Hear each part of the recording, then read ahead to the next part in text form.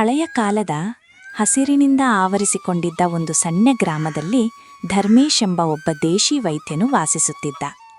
ಅವನ ಹೆಂಡತಿ ಸವಿತಾ. ಧರ್ಮೇಶ್ ತನ್ನ ಮನೆ ಮುಂಭಾಗದ ಮರದ ಕೆಳಗೆ ಪ್ರತಿದಿನದಂತೆ ಕುಳಿತುಕೊಂಡು ಯಾರಾದರೂ ರೋಗಿಗಳು ಬರುತ್ತಾರೆಯೇ ಎಂದು ಕಾಯುತ್ತಿದ್ದ.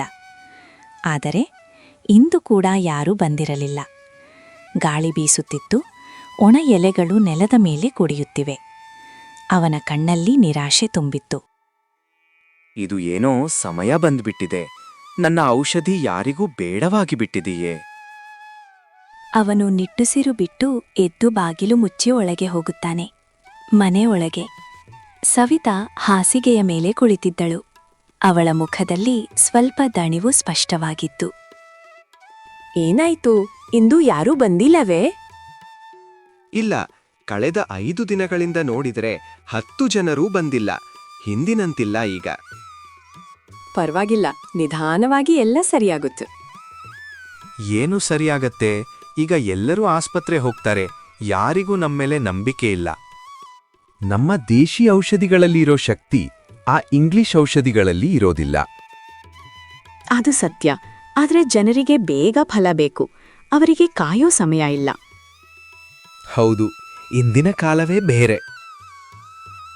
ಧರ್ಮೇಶ್ ನಿಧಾನವಾಗಿ ಅವಳ ಬಳಿಗೆ ಕುಳಿತುಕೊಳ್ಳುತ್ತಾನೆ. ನೀನ್ ಹೇಳೋ, ಹೇಗಿದ್ಯಾ ಈಗ? ಹೇಗಿದ್ದೀನಿ ಅಂದ್ರೆ 3 ದಿನದಿಂದ ಹಾಗೆ ಇದೆ, ಬದಲಾವಣೆ ಇಲ್ಲ. ಏಕಾಏಕಿ ಏನಾಯ್ತು ನಿನ್ಗೆ? ನಿನ್ನೆಗೂ ಚೆನ್ನಾಗಿದ್ಯಲ್ಲ? ನೀವು ಚಿಂತಿಸ್ಬೇಡಿ, ಸ್ವಲ್ಪ ದೌರ್ಬಲ್ಯ. ನಾನ್ ಸರಿಯಾಗ್ತೀನಿ. ಇಲ್ಲ, ನಾನಿದ್ದಾಗ ನಿನಗೆ ಏನೂ ಆಗೋದಿಲ್ಲ. ಅವನು ಒಳಗೆ ಹೋಗಿ ಔಷಧಿ ತಯಾರಿಸಲು ಶುರು ಮಾಡುತ್ತಾನೆ. ಔಷಧಿ ತಯಾರಿ. ಸಣ್ಣ ಮಣ್ಣಿನ ಪಾತ್ರೆಯಲ್ಲಿ ಬೇರುಗಳು, ಎಲೆಗಳು ಹಾಕಿ ಕಷಾಯ ಮಾಡುತ್ತಾನೆ. ಈ ಕಷಾಯ ಖಂಡಿತ ಕೆಲಸ ಮಾಡ್ಬೇಕು. ನನ್ನ ಕೈ ತಪ್ಪೋದಿಲ್ಲ. ಅವನು ಔಷಧಿ ತೆಗೆದುಕೊಂಡು ಬರುತ್ತಾರೆ. ಇದನ್ನು ಕುಡಿ, 3-4 ದಿನಗಳಲ್ಲಿ ಹುಷಾರಾಗ್ತೀಯ. ನಾನಿದೀನಲ್ಲ, ನಿನ್ನನ್ನು ನೋಡ್ಕೊಳ್ತೇನೆ. ಸರಿ, ಆದ್ರೆ ನೀವು ಕೂಡ ಸ್ವಲ್ಪ ವಿಶ್ರಾಂತಿ ತೆಗೆದುಕೊಳ್ಳಿ. ಅವಳು ಔಷಧಿ ಕುಡಿಯುತ್ತಾಳೆ. ಆದರೆ ಕೆಲವು ಕ್ಷಣಗಳಲ್ಲೇ ಅವಳು ಉಸಿರಾಟಕ್ಕೆ ಕಷ್ಟಪಡುವುದು ಆರಂಭವಾಗುತ್ತದೆ.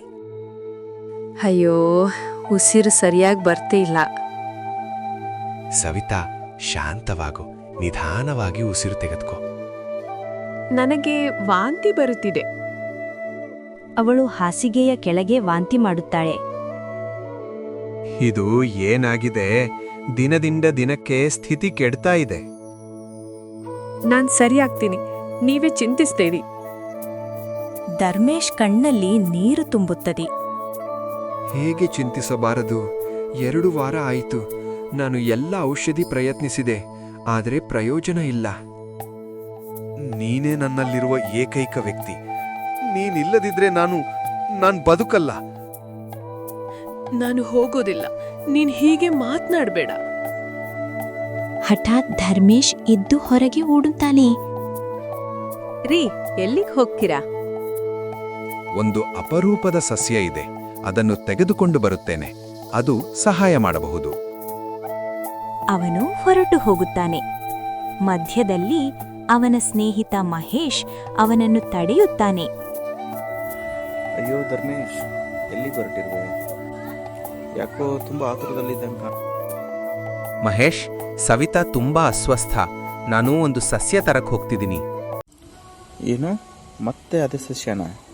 ನಿನಗೆ ಏನು ತಲೆ ಕೆಟ್ಟಿದ್ಯಾ? ಆಸ್ಪತ್ರೆಗೆ ಕರೆದುಕೊಂಡು ಹೋಗು. ನನಗೆ ಡಾಕ್ಟರ್ಗಳ ಅವಶ್ಯಕತೆ ಇಲ್ಲ.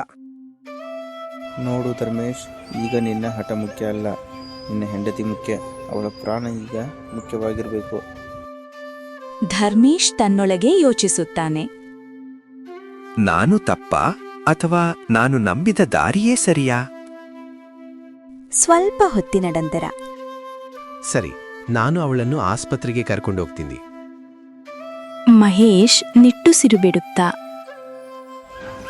ಇದು ಧರ್ಮೇಶ್ ಸರಿಯಾದ ನಿರ್ಧಾರ. ಬೇಗ ಕರೆದುಕೊಂಡು ಹೋಗು. ಇಷ್ಟು ಹೇಳಿ ಮಹೇಶ್ ತನ್ನ ಮನೆ ಕಡೆಗೆ ಹೋಗುತ್ತಾನೆ. ಇತ್ತ ಧರ್ಮ ಮರಳಿ ಮನೆಗೆ ಹೊರಡುತ್ತಾನೆ. ಇದಾದ ನಂತರ ಮುಂದಿನ ದಿನ ಬೆಳಿಗ್ಗೆ ಆಕಾಶ ಸ್ವಲ್ಪ ಮೋಡಗಳಿಂದ ಕೂಡಿತ್ತು. ಧರ್ಮೇಶ್ ಸವಿತಾಳನ್ನು ಎಚ್ಚರಿಕೆಯಿಂದ ಹಿಡಿದು ಹೊರಗೆ ಕರೆದುಕೊಂಡು ಬರುತ್ತಾನೆ. ನಾನು ಸ್ವತಃ ನಡೆಯುತ್ತೀನಿ. ನೀನು ಇಷ್ಟು ಕಷ್ಟಪಡ್ಬೇಡ. ನೀನು ಒಂದು ಹೆಜ್ಜೆ ಕೂಡ ಹಾಕ್ಬೇಡ, ನಾನಿದ್ದೀನಲ್ಲ. ಇವರು ನಡೆದುಕೊಂಡು ಹೋಗ್ತಿರುತ್ತಾರೆ. ರಸ್ತೆ ಮಧ್ಯದಲ್ಲಿ ಮಹೇಶ್ ಎದುರಾಗ್ತಾನೆ. ಮಹೇಶ್ ಕೂಡ ಜೊತೆ ಬರ್ತಾನೆ. ಆಸ್ಪತ್ರೆಯಲ್ಲಿ ಜನ ತುಂಬಿರುತ್ತಾರೆ. ಯಾರೋ ಅಳುತ್ತಿದ್ದಾರೆ, ಯಾರೋ ನೋವಿನಿಂದ ನರಳುತ್ತಿದ್ದಾರೆ. ಸವಿತಾ ಸುತ್ತಲೂ ನೋಡುತ್ತಾರೆ. ಸವಿತಾ ನಿಧಾನವಾಗಿ. ಇಷ್ಟು ಜನ, ಎಲ್ಲರಿಗೂ ಇಷ್ಟು ನೋವು. ಧರ್ಮೇಶ್ ತನ್ನೊಳಗೆ. ಇಷ್ಟೊಂದು ಜನ, ಆದ್ರೆ ನಾನು ನನ್ನ ಹೆಂಡತಿಯನ್ನು ಕೂಡ ಉಳಿಸೋಕಾಗ್ತಿಲ್ಲ. ಡಾಕ್ಟರ್ ಅವರ ಮುಂದೆ ಕುಳಿತುಕೊಳ್ಳುತ್ತಾರೆ. ಡಾಕ್ಟರ್ ಸರ್, ದಯವಿಟ್ಟು ನೋಡಿ, ಏನಾಗಿದೆ ಅವಳಿಗೆ? ಡಾಕ್ಟರ್ ಪರೀಕ್ಷೆ ಮಾಡುತ್ತಾರೆ. ಕೆಲ ಪರೀಕ್ಷೆಗಳಿಗೂ ಕಳುಹಿಸುತ್ತಾರೆ. ಸ್ವಲ್ಪ ಸಮಯದ ನಂತರ ಡಾಕ್ಟರ್ ಗಂಭೀರ ಮುಖದೊಂದಿಗೆ ಹೊರಗೆ ಬರುತ್ತಾರೆ. ಯಾರು ಈ ಸವಿತಾ ರೋಗಿಯ ಸಂಬಂಧಿಕರು? ನಾನು ಅವಳ ಕಂದ. ಡಾಕ್ಟರ್ ಸ್ವಲ್ಪ ಸಮಯ ಮೌನವಾಗುತ್ತಾರೆ. ಡಾಕ್ಟರ್ ನಿಧಾನವಾಗಿ. ನೀವು ಶಾಂತವಾಗಿರಿ, ಆದರೆ ನಿಮಗೆ ಒಂದು ಕಠಿಣ ವಿಷಯ ಹೇಳಬೇಕಾಗಿದೆ. ಧರ್ಮೇಶ್ ಹೃದಯ ಜೋರಾಗಿ ತಡಕಾಡುತ್ತಿರುತ್ತಾನೆ. ಇವರಿಗೆ ಕ್ಯಾನ್ಸರ್ಗೆ. ಏನು? ಏನ್ ಹೇಳ್ತಿದ್ದೀರಾ ನೀವು? ಮಹೇಶ್ ಕೂಡ ಬೆಚ್ಚಿ ಬೀಳುತ್ತಾನೆ. ಪರೀಕ್ಷೆಗಳು ಸ್ಪಷ್ಟವಾಗಿ ಹೇಳುತ್ತಿವೆ, ಇದು ಮುಂದುವರಿದ ಹಂತದಲ್ಲಿದೆ. ಧರ್ಮೇಶ್ ಕುರ್ಚಿಯಲ್ಲಿ ಕುಳಿತುಕೊಳ್ಳುತ್ತಾನೆ. ಇದು ಸಾಧ್ಯವೇ ಇಲ್ಲ. ನಾನು ಎಲ್ಲ ಔಷಧಿ ಪ್ರಯತ್ನಿಸಿದೆ. ಚಿಕಿತ್ಸೆ ಮಾಡಬಹುದು, ಆದರೆ ಖಚಿತವಾಗಿ ಹೇಳಲು ಸಾಧ್ಯವಿಲ್ಲ. ಹಣವಿಲ್ಲದ ಧರ್ಮೇಶ್ ಮತ್ತು ಮಹೇಶ್ ಎಲ್ಲರೂ ಮನೆಗೆ ಹೊರಡಲು ವಿಚಾರ ಮಾಡುತ್ತಾರೆ. ಮನೆಗೆ ಹಿಂದಿರುಗುವ ದಾರಿಯಲ್ಲಿ ಯಾರೂ ಮಾತನಾಡುವುದಿಲ್ಲ. ಮೌನವೇ ಮಾತಾಡುತ್ತಿರುತ್ತದೆ. ಸವಿತಾ ನಿಧಾನವಾಗಿ ಕೇಳುತ್ತಾಳೆ. ಏನಾಯ್ತು? ಏಕೆ ಎಲ್ಲರೂ ಮೌನವಾಗಿದ್ದೀರಿ? ಧರ್ಮೇಶ್ ಉತ್ತರ ಕೊಡೋದಿಲ್ಲ. ಸವಿತಾ ಸಣ್ಣ ನಗು ಮಾಡಿ, ನನಗೆ ಹೇಳಬೇಡ ಅಂತ ನಿರ್ಧರಿಸಿದ್ಯಾ? ಜನ್ಮ ಇದ್ದರೆ ಮರಣವೂ ಇರುತ್ತದೆ. ನಾನು ಸ್ವಲ್ಪ ಬೇಗ ಹೋಗ್ತಿದ್ದೀನಿ ಅಷ್ಟೇ. ಧರ್ಮೇಶ್ ತಕ್ಷಣ ನಿಲ್ಲುತ್ತಾರೆ. ಇಲ್ಲ, ನಾನು ಇದನ್ನು ಒಪ್ಪಲ್ಲ. ನೀನು ಒಪ್ಪದಿದ್ದರೂ ಸತ್ಯ ಬದಲಾಗೋದಿಲ್ಲ. ಧರ್ಮೇಶ್ ಕಣ್ಣೀರು ಹಾಕುತ್ತಾ, ದೇವರು ನನ್ನಿಂದ ನಿನ್ನನ್ನು ಕಸಿದುಕೊಳ್ಳುವುದಿಲ್ಲ. ಅವರನ್ನು ಯಾರೂ ತಡೆಯಲು ಸಾಧ್ಯವಿಲ್ಲ. ತಡೆಯಲು ಆಗದೇ ಇದ್ದರೂ ಹೋರಾಡಬಹುದು. ಮನೆಗೆ ತಲುಪಿದ ಕೂಡಲೇ ಧರ್ಮೇಶ್ ಸವಿತಾಳನ್ನು ಮಲಗಿಸಿ ನೇರವಾಗಿ ಇನ್ನೊಂದು ಕೋಣೆಗೆ ಹೋಗುತ್ತಾನೆ. ಆ ಕೋಣೆ ತುಂಬಾ ಹಳೆಯ ಪುಸ್ತಕಗಳಿಂದ ತುಂಬಿರುತ್ತದೆ. ಧೂಳು, ಹಳೆಯ ಕಾಗದದ ವಾಸನೆ. ಸವಿತಾ ಕೂಡ ನಿಧಾನವಾಗಿ ಅಲ್ಲಿಗೆ ಬರುತ್ತಾಳೆ. ಇಲ್ಲಿ ಏನು ಹುಡುಕ್ತಿದ್ಯಾ? ಇಲ್ಲಿರುವ ಪುಸ್ತಕ ಇದು ಸಾಮಾನ್ಯ ಪುಸ್ತಕಗಳಲ್ಲ. ನನ್ನ ತಾತ, ಅವರ ತಾತ, ಅನೇಕ ವೈದ್ಯರು ಬರೆದ ಜ್ಞಾನ. ಅದ್ರಲ್ಲೇನ್ ಸಿಗ್ತದೆ? ಪ್ರತಿಯೊಂದು ರೋಗಕ್ಕೂ ಚಿಕಿತ್ಸೆ ಇದೆ. ಇದಕ್ಕೂ ಖಂಡಿತ ಇರ್ತದೆ. ಅವನು ಎಲ್ಲಾ ಪುಸ್ತಕಗಳನ್ನು ತೆಗೆದು ಓದಲು ಶುರು ಮಾಡುತ್ತಾನೆ. ಸಮಯ ಕಳೆಯುತ್ತದೆ. ಸಂಜೆ, ರಾತ್ರಿ, ಅರ್ಧರಾತ್ರಿ. ಸ್ವಲ್ಪ ಏನಾದ್ರೂ ತಿನ್ನಿ. ಹೀಗೆ ಇದ್ರೆ ನೀನೇ ಅಸ್ವಸ್ಥವಾಗ್ತೀಯ. ಮೊದಲು ಸ್ವಲ್ಪ ಏನಾದ್ರೂ ತಿನ್ನ ಬನ್ನಿ. ಇಲ್ಲ, ಈಗ ಸಮಯ ಇಲ್ಲ. ನೀನು ಸ್ವಲ್ಪ ತಿಂದು ಮಲಗು. ಅರ್ಧರಾತ್ರಿ. ಹಠಾತ್ ಧರ್ಮೇಶ್ ಕಣ್ಣಲ್ಲಿ ಬೆಳಕು ಮೂಡುತ್ತದೆ. ಸವಿತಾ ಊಟ ಮಾಡಿ ವಿಶ್ರಾಂತಿ ಮಾಡುತ್ತಿರುತ್ತಾಳೆ. ಅಲ್ಲಿಗೆ ಧರ್ಮೇಶ್. ಅವನು ಓಡುತ್ತಾ ಮರುತ್ತಾನೆ. ಸವಿತಾ, ಎದ್ದೇಳೋ, ಸಿಕ್ಕಿತೋ. ಸವಿತಾ ಎಚ್ಚರಕೊಂಡಳು, ಅಚ್ಚರಿಯಿಂದ. ಏನ್ ಸಿಕ್ಕಿತು? ನಿನ್ನನ್ನು ಉಳಿಸುವ ದಾರಿ. ನಾನು ಚಿಕ್ಕವನಿದ್ದಾಗ ತಾತನ್ ಜೊತೆ ಒಂದು ಊರಿಗೆ ಹೋದಾಗ ಇದು ಸಿಕ್ಕಿತ್ತು. ಅದ್ರಲ್ಲೇನಿದೆ ಅಂತಹ ವಿಶೇಷ? ಒಂದು ವಿಶೇಷ ಕೆರೆ ಬಗ್ಗೆ ಬರೆದಿದೆ. ಯಾವುದು ಆ ಕೆರೆ? ಆ ಕೆರೆ ಬಗ್ಗೆ ಏನಿದೆ? ಹೌದು, ಸಂಜೀವಿನಿ ಕೆರೆ. ಅದರಲ್ಲಿ ಸ್ನಾನ ಮಾಡಿದ್ರೆ ಯಾವ ರೋಗವೂ ಗುಣವಾಗುತ್ತೆ ಅಂತ ಬರೆದಿದೆ. ಸವಿತಾ ಬೆಚ್ಚಿಬೀಯುತ್ತಾಳೆ. ಇದು ನಿಜವೇ? ಇಲ್ಲಿ ಸ್ಪಷ್ಟವಾಗಿ ಬರ್ದಿದೆ. ಆದ್ರೆ ಮುಂದಿನ ಪುಟ ಹರಿದು ಹೋಗಿದೆ. ಹಾಗಾದ್ರೆ ಈಗೇನ್ ಮಾಡ್ತೀಯಾ? ನಾವು ಅಲ್ಲಿಗೆ ಹೋಗಬೇಕು. ಇದು ಕೇವಲ ಕಥೆಯಾಗಿರ್ಬೋದು. ಸ್ವಲ್ಪ ವಿಚಾರ ಮಾಡಿ ಆಮೇಲೆ ಹೊರಡೋಣ ಬೇಕಿದ್ರೆ. ಕಥೆಯಾದ್ರೂ ಸರಿ, ನಿನ್ನನ್ನು ಉಳಿಸಲು 1% ಅವಕಾಶ ಇದ್ದರೂ ನಾನು ಬಿಡೋದಿಲ್ಲ. ಆಯ್ತು, ಸರಿ. ಆ ಕೆರೆ ಎಲ್ಲಿದೆ ಅಂತ ಹೇಗ್ ಗೊತ್ತಾಗತ್ತೆ? ನಾವು ದಾರಿ ಹಿಡಿದು ಹೋಗೋಣ, ದಾರಿಯೇ ತೋರಿಸುತ್ತದೆ. ಈ ಪುಸ್ತಕವನ್ನು ಯಾರು ಬರೆದಿದ್ದಾಳೆ? ಬೃಜಮಾನ ಸಿಂಗ್ ಎಂಬ ವೈದ್ಯ ಬರೆದಿದ್ದಾರೆ. ನಿಜವಾಗ್ಲೂ ನಂಬಿಕೆ ಇರ್ಲಿಯಾ? ನಂಬಿಕೆ ಇಲ್ಲದಿದ್ದರೂ ಆಶೆ ಇದೆ, ಅದು ಸಾಕು. ಬೆಳಗಿನ ಕಿರಣಗಳ ಜೊತೆ ಇಬ್ಬರೂ ಒಂದು ಅಪರಿಚಿತ ಪ್ರಯಾಣಕ್ಕೆ ಹೊರಡುತ್ತಾರೆ. ಬೆಳಗಿನ ಹೊತ್ತು ಮಸುಕಾದ ಸೂರ್ಯಕಿರಣಗಳಲ್ಲಿ ಧರ್ಮೇಶ್ ಮತ್ತು ಸವಿತಾ ಆ ಅನಾಮಿಕ ಊರಿನ ಗಡಿಗೆ ತಲುಪುತ್ತಾರೆ. ಗಾಳಿ ವಿಚಿತ್ರವಾಗಿ ನಿಶ್ಶಬ್ದವಾಗಿದೆ. ಹಕ್ಕಿಗಳ ಕೂಗೂ ಇಲ್ಲ, ಜನರ ಮಾತುಗಳಿಲ್ಲ. ಸವಿತಾ ಭಯದಿಂದ ಸುತ್ತಲೂ ನೋಡುತ್ತಾ, ಧರ್ಮೇಶ್, ಈ ಊರಿಗೇನಾಯ್ತು? ಹಗಲಲ್ಲೇ ಇಷ್ಟು ಸೈಲೆಂಟ್ ಯಾಕೆ? ಗೊತ್ತಿಲ್ಲ, ಆದರೆ ಏನೋ ಸರಿಯಿಲ್ಲ ಅನಿಸ್ತಿದೆ. ಒಂದು ಮನೆ ಬಾಗಿಲು ಅರ್ಧ ತೆರೆದಿದೆ. ಒಳಗೆ ಯಾರೂ ಇಲ್ಲ. ಮತ್ತೊಂದು ಮನೆ ಬಾಗಿಲು ಮುಚ್ಚಿದೆ. ಹೊರಗೆ ಒಣಗಿದ ಕಡ್ಡಿಗಳು. ನನಗೆ ಭಯವಾಗ್ತಿದೆ. ನಾವು ಹಿಂದಿರುಗೋಣವೇ? ಇಲ್ಲ, ನಾವು ಇಲ್ಲಿವರೆಗೆ ಬಂದಿದ್ದೇವೆ, ಈಗ ಹಿಂತಿರುಗೋದಿಲ್ಲ. ಅಷ್ಟರಲ್ಲಿ ದೂರದಲ್ಲಿ ಒಬ್ಬ ವ್ಯಕ್ತಿ ಕಾಣಿಸುತ್ತಾನೆ. ಅವನು ಕಡ್ಡಿಗಳನ್ನು ಹೊತ್ತು ಬರ್ತಿದ್ದಾನೆ. ಆದರೆ ಅವನ ನಡೆ ದುರ್ಬಲ, ದೇಹ ಕಂಪಿಸುತ್ತಿದೆ. ಅಯ್ಯ, ಸ್ವಲ್ಪ ಕೇರಿ. ವ್ಯಕ್ತಿ ನಿಧಾನವಾಗಿ ತಿರುಗುತ್ತಾನೆ. ಅವನ ಮುಖ ಬಿಳಿಯಾಗಿ ಹೋಗಿದೆ. ಕಣ್ಣುಗಳು ಒಳಗೆ ಕುಸಿದಿವೆ. ಅಯ್ಯೋ, ಇವನ ಸ್ಥಿತಿ ತುಂಬಾ ಕೆಟ್ಟಾಗಿದೆ. ಇಲ್ಲಿ ಯಾರೂ ಕಾಣಿಸ್ತಿಲ್ಲ. ಎಲ್ಲರೂ ಎಲ್ಲಿಗೆ ಹೋದ್ರು? ಎಲ್ಲಿ ಹೋಗ್ತಾರೆ ಸಾರ್? ಅರ್ಧಕ್ಕಿಂತ ಹೆಚ್ಚು ಜನ ಅಸ್ವಸ್ಥ. ಉಳಿದವರು ಮನೆಯಲ್ಲೇ ಮಲಗಿದ್ದಾರೆ. ಇಷ್ಟು ದೊಡ್ಡ ರೋಡಲ್ಲಿ? ಹೌದು, ನಾನೂ ಕೂಡ ಅಸ್ವಸ್ಥ. ಆದ್ರೆ ಕಡ್ಡಿ ತರೋಕೆ ಬರ್ಬೇಕಾಯಿತು. ಹಾಗಾದರೆ ಚಿಕಿತ್ಸೆ ಮಾಡಿಸುವುದಿಲ್ಲವೇ? ವ್ಯಕ್ತಿ ಕಹಿ ನಗು ಮಾಡುತ್ತಾನೆ. ಹಣವೇ ಇಲ್ಲ ಸಾರ್, ಕೆಲಸ ಇಲ್ಲ. ಕೆಲಸ ಇಲ್ಲ ಅಂದ್ರೆ ಹಣ ಇಲ್ಲ. ಹಣ ಇಲ್ಲ ಅಂದ್ರೆ ಚಿಕಿತ್ಸೆ ಇಲ್ಲ. ಸವಿತಾ ಕಣ್ಣೀರು ತುಂಬಿಕೊಳ್ಳುತ್ತಾಳೆ. ಇಲ್ಲಿ ಸಂಜೀವಿನಿ ಕೆರೆ ಇದೆಯಾ? ಕೆರೆಯ? ಇಲ್ಲ ಸಾರ್, ಇಲ್ಲಿ ನೀರು ಕೂಡ ಸಿಗೋದಿಲ್ಲ. ಇದು ಬಗ್ಗೆ ಯಾರಿಗಾದ್ರೂ ಗೊತ್ತಿರುತ್ತದೆಯಾ? ನಮ್ಮ ಊರ ಪಂಡಿತರಿಗೆ ಗೊತ್ತಿರಬಹುದು. ಅವರು ಎಲ್ಲಿದ್ದಾರೆ? ವ್ಯಕ್ತಿ ದೇವಸ್ಥಾನದ ದಾರಿಯನ್ನು ತೋರಿಸ್ತಾನೆ. ದೇವಸ್ಥಾನದ ಕಡೆ ಹೋಗ್ತಿರೋದ್ರಲ್ಲಿ ಒಂದು ದೊಡ್ಡ ಗುಂಡಿ ಕಾಣಿಸ್ತದೆ. ಅದು ಹಳೆಯದಾಗಿ ತೋರುತ್ತದೆ, ಯಾರೋ ತೋಡಿದಂತೆ. ಇದು ಏನೋ ಹುಡುಕಲು ತೋಡಿದ ಹಾಗೆ ಕಾಣುತ್ತದೆ. ಹೌದು, ಯಾರೋ ಏನನ್ನೋ ಹುಡುಕಿದ್ದಾರೆ, ಆದ್ರೆ ಸಿಕ್ಕಿಲ್ಲ ಅನಿಸ್ತದೆ. ಸ್ವಲ್ಪ ಕ್ಷಣ ಇಬ್ಬರೂ ಆ ಗುಂಡಿಯನ್ನ ನೋಡುತ್ತಾ ನಿಂತಿರುತ್ತಾರೆ. ಇದೇ ಗುಂಡಿ ಮುಂದಿನ ರಹಸ್ಯ ಅಂತ ಅವರಿಗೆ ಗೊತ್ತಿಲ್ಲ. ಅವರು ದೇವಸ್ಥಾನ ತಲುಪ್ತಾರೆ. ಒಳಗೆ ದೀಪ ಬೆಳಗ್ತಿದೆ, ಆದ್ರೆ ವಾತಾವರಣ ಭಾರವಾಗಿದೆ. ಸವಿತಾ ಹಠಾತ್ ತಲೆ ಸುತ್ತಿ ಕುಳಿತುಕೊಳ್ಳುತ್ತಾಳೆ. ಧರ್ಮೇಶ್, ನನಗೆ ತಲೆ ಸುತ್ತುತ್ತಿದೆ. ನೀನು ಇಲ್ಲಿ ಕುಳಿತುಕೋ, ನಾನು ಪಂಡಿತರ ಜೊತೆ ಮಾತನಾಡಿ ಬರುತ್ತೇನೆ. ಪಂಡಿತರು ಕಣ್ಣು ಮುಚ್ಚಿ ಧ್ಯಾನದಲ್ಲಿರುತ್ತಾರೆ. ನಮಸ್ಕಾರ ಪಂಡಿತಜಿ. ಪಂಡಿತರು ನಿಧಾನವಾಗಿ ಕಣ್ಣು ತೆಗೆಯುತ್ತಾರೆ. ಬಾಮಗ, ಏನ್ ಸಮಸ್ಯೆ? ಧರ್ಮೇಶ್ ಸಂಪೂರ್ಣ ಕಥೆ ಹೇಳುತ್ತಾನೆ. ಸವಿತಾಳ ರೋಗ, ಆಸ್ಪತ್ರೆ, ಸಂಜೀವನಿ ಕೆರೆ. ಪಂಡಿತರು ಗಂಭೀರವಾಗುತ್ತಾರೆ.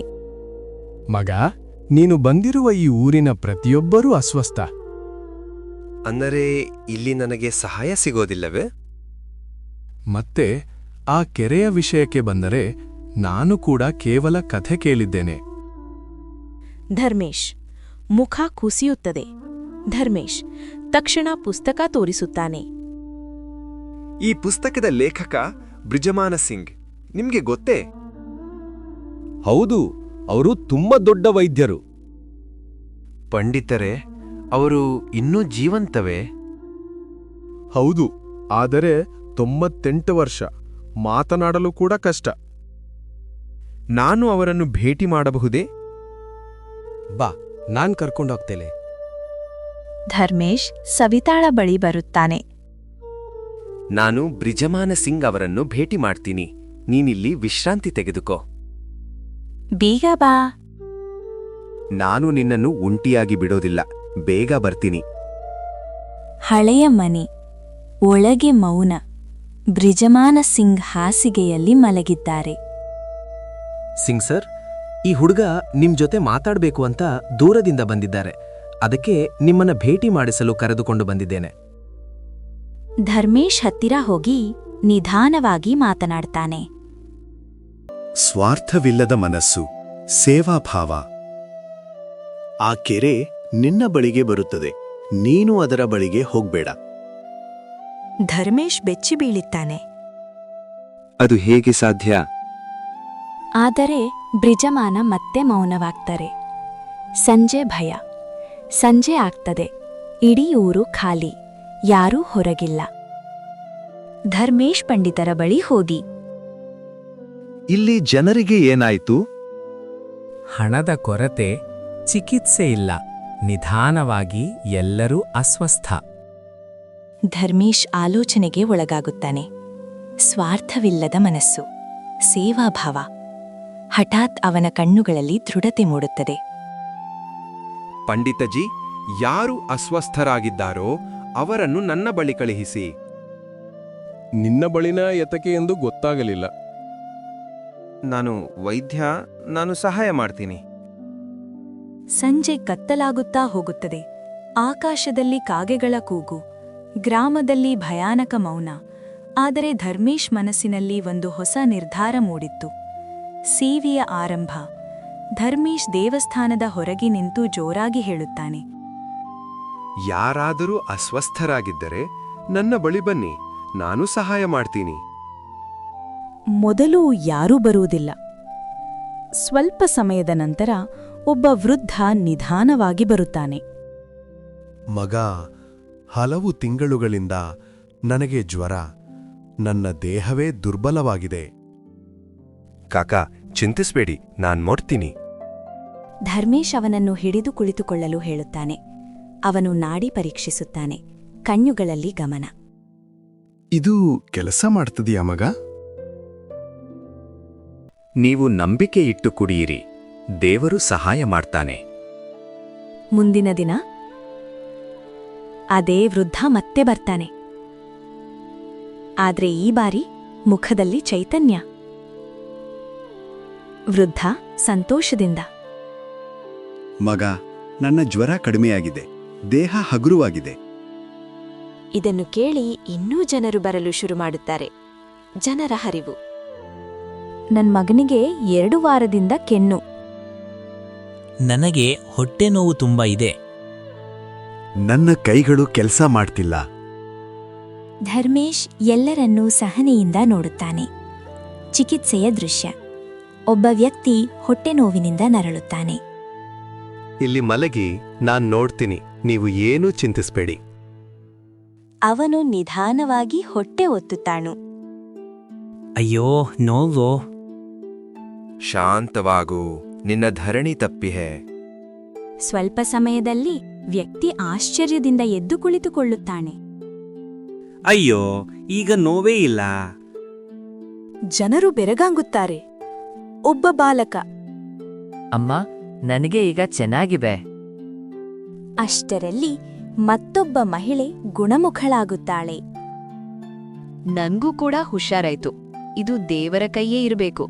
ಅಷ್ಟರಲ್ಲಿ ಮತ್ತೊಬ್ಬಳು, ಇವನು ಸಾಮಾನ್ಯ ಮನುಷ್ಯ ಅಲ್ಲ, ದೇವರ ರೂಪ. ಜನರು ಗುಂಪಾಗಿ ಕೂಗುತ್ತಾರೆ. ಧರ್ಮೇಶನ್ನಗೆ ಜೈ ಜೈ. ಸವಿತಾ ದೂರದಿಂದ ಇದನ್ನೆಲ್ಲ ನೋಡುತ್ತಾಳೆ. ಅವಳ ಕಣ್ಣಲ್ಲಿ ಸಂತೋಷ, ಆದ್ರೆ ದೇಹದಲ್ಲಿ ದುರ್ಬಲತೆ. ಧರ್ಮೇಶ್ ಅವಳ ಬಳಿಗೆ ಬರ್ತಾನೆ. ಸವಿತಾ, ಏನ್ ನೋಡ್ತಿದೀಯಾ? ನಿನ್ನನ್ನೇ. ನೀನು ನಿನ್ನ ನೋವನ್ನು ಮರೆತು ಇತರರನ್ನೂ ಉಳಿಸ್ತಿದ್ದ. ನನ್ನ ನೋವು ನೀನು ನಿನ್ನನ್ನು ಉಳಿಸುವುದೇ ನನ್ನ ಗುರಿ. ಸವಿತಾ ಮೌನವಾಗಿ ಅವನ ಕೈ ಹಿಡಿದುಕೊಳ್ಳುತ್ತಾಳೆ. ಸಮಯ ಸಾಗುತ್ತದೆ. ಕೆಲವು ದಿನಗಳು ಹೀಗೆ ಸಾಗುತ್ತವೆ. ಗ್ರಾಮದಲ್ಲಿ ಮತ್ತೆ ಜೀವ ಮರಳಿ ಬರುತ್ತದೆ. ಜನರು ಕೆಲಸಕ್ಕೆ ಹೋಗಲು ಶುರು ಮಾಡುತ್ತಾರೆ. ಮಕ್ಕಳು ಆಟ ಆಡುತ್ತಾರೆ. ಆದರೆ ಸವಿತಾಳ ಆರೋಗ್ಯ ನಿಧಾನವಾಗಿ ಕೆಟ್ಟುತ್ತಾ ಹೋಗುತ್ತದೆ. ಭಯಾನಕ ಕ್ಷಣ. ಒಂದು ಸಂಜೆ ಧರ್ಮೇಶ್ ಮನೆಗೆ ಬರುತ್ತಾನೆ. ಸವಿತಾ, ನಾನು ಬಂದೆ. ಆದ್ರೆ ಉತ್ತರ ಇಲ್ಲ. ಅವನು ಒಳಗೆ ಓಡುತ್ತಾನೆ. ಸವಿತಾ ನೆಲವಲ್ಲಿ ಬಿದ್ದಿದ್ದಾಳೆ. ಸವಿತಾ, ಸವಿತಾ, ಏನಾಯ್ತು? ಅವನು ಅವಳನ್ನು ಎತ್ತಿಕೊಂಡು ಮಡಿಲಲ್ಲಿ ಹಿಡಿದುಕೊಳ್ಳುತ್ತಾನೆ. ಸವಿತಾ ನಿಧಾನವಾಗಿ ಕಣ್ಣು ತೆಗೆಯುತ್ತಾಳೆ.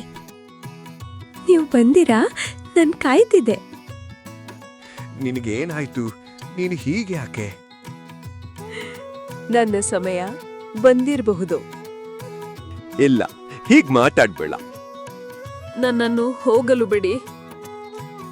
ಇಲ್ಲ, ನಾನು ನಿನ್ನನ್ನು ಎಲ್ಲಿಗೂ ಹೋಗಲು ಬಿಡಲ್ಲ. ಧರ್ಮೇಶ್ ತಕ್ಷಣ ನಿರ್ಧಾರ ಮಾಡುತ್ತಾನೆ. ಬ್ರಿಜ್ಮಾನ ಸಿಂಗ್ ಅವರ ಬಳಿ ಹೋಗೋಣ. ಅವರು ಹೇಳ್ತಾರೆ. ಅವನು ಸವಿತಾಳನ್ನು ಎತ್ತಿಕೊಂಡು ಓಡುತ್ತಾನೆ. ಗ್ರಾಮಸ್ಥರು ಇದನ್ನು ನೋಡಿ ಹಿಂಬಾಲಿಸುತ್ತಾರೆ. ಅಲ್ಲಿ ಬಂದು ಎಲ್ಲಾ ಗ್ರಾಮಸ್ಥರು ಗಲಿಬಿಲಿಗೆ ಒಳಗಾಗಿ ಧರ್ಮೇಶ್ನನ್ನು ಕೇಳುತ್ತಾರೆ. ಏನಾಯ್ತು ಪಂಡಿತರೆ? ಅವರ ಹೆಂಡತಿ ಗಂಭೀರವಾಗಿ ಅಸ್ವಸ್ಥ. ನಾವು ಕೂಡ ಹೋಗೋಣ. ಎಲ್ಲರೂ ಜೊತೆ ಬರ್ತಾರೆ. ಬೃಜಮಾನ ಸಿಂಗ್ ಮನೆ. ಧರ್ಮೇಶ್ ಅಳುತ್ತಾ ಒಳಗೆ ಹೋಗುತ್ತಾನೆ. ಸಿಂಗ್ ಸರ್, ದಯವಿಟ್ಟು ಹೇಳಿ, ನಾನು ಎಲ್ಲರಿಗೂ ಸಹಾಯ ಮಾಡಿದೆ. ಬ್ರಜಮಾನ ಸಿಂಗ್ ನಿಧಾನವಾಗಿ ಕಣ್ಣು ತೆಗೆಯುತ್ತಾರೆ. ಮಗ, ನಾನು ಕೂಡ ಆ ಕೆರೆಯನ್ನ ಹುಡುಕ್ಲಿಲ್ಲ. ಅದು ನನ್ನ ಬಳಿಗೆ ತಾನೇ ಬಂದಿತ್ತು. ಧರ್ಮೇಶ್ ಮಣಿಕಟ್ಟಿನ ಮೇಲೆ ಕುಳಿತು ಅಳುತ್ತಾನೆ. ಏಕೆ ದೇವರೇ, ನಾನು ಏನ್ ತಪ್ಪು ಮಾಡಿದೆ? ನನಗೆ ಒಂದೇ ಒಂದು ಪ್ರೀತಿ, ನನ್ನ ಹೆಂಡತಿ. ಅವನ ಧ್ವನಿ ನಡುಗುತ್ತದೆ. ತಂದೆ ತಾಯಿ ಕಳೆದ್ಕೊಂಡೆ. ಏನೂ ಹೇಳಲಿಲ್ಲ. ಹಣ ಇಲ್ಲ, ಅದಕ್ಕೂ ಏನೂ ಹೇಳಲಿಲ್ಲ. ಈಗ ಇದನ್ನು ತೆಗೆದುಕೊಳ್ತೀರಾ? ಎಲ್ಲರೂ ಭಾವುಕರಾಗ್ತಾರೆ. ಒಬ್ಬ ಗ್ರಾಮಸ್ಥ ಮುಂದೆ ಬರ್ತಾನೆ. ಈ ಮನುಷ್ಯ ನಮ್ಮನ್ನು ಏನೂ ಕೇಳದೇ ಉಳಿಸಿದ್ದಾನೆ. ಈಗ ಅವನಿಗಾಗಿ ನಾವು ದೇವರಲ್ಲಿ ಬೇಡಿಕೊಳ್ಳೋಣ. ಎಲ್ಲರೂ ಮಣಿಕಟ್ಟಿನ ಮೇಲೆ ಕುಳಿತುಕೊಳ್ಳುತ್ತಾರೆ. ಎಲ್ಲರೂ ಒಂದೇ ಸ್ವರದಲ್ಲಿ ಪ್ರಾರ್ಥನೆ ಮಾಡುತ್ತಾರೆ. ಆಕಾಶ ಕಪ್ಪಾಗುತ್ತದೆ. ಗಾಳಿ ಜೋರಾಗುತ್ತದೆ. ಮಳೆ ಸುರಿಯಲು ಶುರುವಾಗುತ್ತದೆ. ಎಲ್ಲರೂ ಒಂದೇ ಸ್ವರದಲ್ಲಿ, ದೇವರೇ, ಈ ಮನುಷ್ಯ ನಮ್ಮನ್ನು ಉಳಿಸಿದ್ದಾನೆ. ಈಗ ಅವನ ಹೆಂಡತಿಯನ್ನು ಉಳಿಸಿ.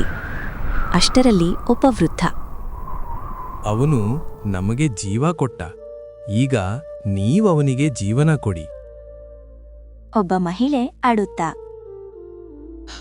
ಅವನು ದೇವರಂತೆ ನಂಬಳಿಗೆ ಬಂದ. ಈಗ ನೀವು ದೇವರಾಗಿ ಅವನಿಗೆ ನೆರವಾಗಿರಿ. ಧರ್ಮೇಶ್ ತಲೆ ತಗ್ಗಿಸಿ ಅಳುತ್ತಿರುತ್ತಾನೆ. ಅವನ ಕಣ್ಣೀರು ಮಳೆಯಲ್ಲಿ ಮಿಶ್ರಣವಾಗುತ್ತದೆ. ಸವಿತಾ, ನನ್ನನ್ನು ಬಿಟ್ಟು ಹೋಗ್ಬೇಡ. ನಾನು ಏನಾದ್ರೂ ಮಾಡ್ತೀನಿ, ಏನಾದ್ರೂ. ಅವನು ಅವಳ ಕೈ ಬಿಗಿಯಾಗಿ ಹಿಡಿದುಕೊಳ್ಳುತ್ತಾನೆ. ಅದ್ಭುತ ಕ್ಷಣ. ಅಷ್ಟರಲ್ಲಿ ಯಾರೋ ನಿಧಾನವಾಗಿ ಅವನ ಬೆನ್ನಿಗೆ ಕೈ ಇಡುತ್ತಾರೆ. ಧರ್ಮೇಶ್ ಮೇಲೆ ನೋಡುತ್ತಾನೆ. ಬ್ರಿಜಮಾನ ಸಿಂಗ್. ಅವರು ಮೃದುವಾಗಿ ನಗುತ್ತಾ ಒಂದು ದಿಕ್ಕನ್ನು ತೋರಿಸುತ್ತಾರೆ. ಧರ್ಮೇಶ್ ಆ ದಿಕ್ಕಿನಲ್ಲಿ ನೋಡುತ್ತಾನೆ. ಮಳೆಯ ನಡುವೆ ಒಂದು ಹಳದಿ ಪ್ರಕಾಶ ಹೊಳೆಯುತ್ತಿದೆ. ಮಿಂಚಿನ ಬೆಳಕಿನಲ್ಲಿ ಅದು ಇನ್ನೂ ಸ್ಪಷ್ಟವಾಗುತ್ತದೆ. ಧರ್ಮೇಶ್ ಆಶ್ಚರ್ಯದಿಂದ ಕೂಗುತ್ತಾ, ಅದು ಕೆರೆ. ಅವನು ತಕ್ಷಣ ಸವಿತಾಳನ್ನು ಎತ್ತಿಕೊಂಡು ಓಡುತ್ತಾನೆ. ಗ್ರಾಮಸ್ಥರು ಹಿಂಬಾಲಿಸುತ್ತಾರೆ.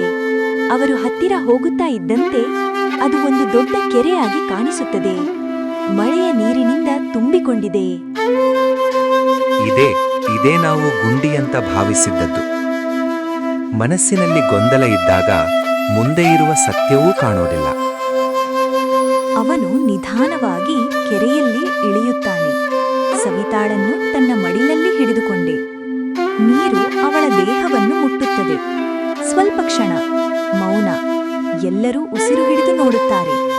ಸ್ವಲ್ಪ ಹೊತ್ತಿನ ನಂತರ ಧರ್ಮೇಶ್ ಸವಿತಾಳನ್ನು ಹೊರಗೆ ತರುತ್ತಾನೆ. ಅವಳನ್ನು ನೆಲದಗಿ ಮಲಗಿಸುತ್ತಾನೆ. ಸವಿತಾ ಸವಿತಾ, ಕಣ್ಣು ತೆರೆ.